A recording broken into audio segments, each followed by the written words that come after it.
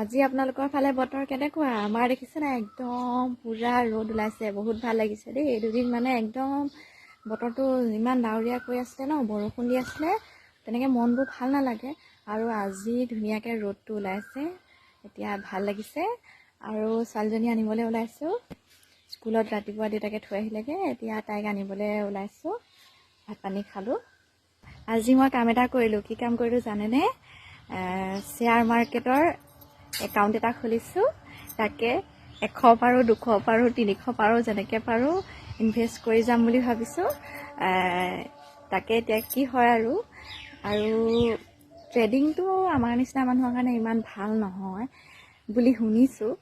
কাৰণ এইবোৰ বহুত কথা জানিব লাগে ন, শিকিব লাগে, জানিব লাগে। সেইটো কাৰণে মই প্ৰথম একাউণ্ট এটা খুলি লৈছোঁ।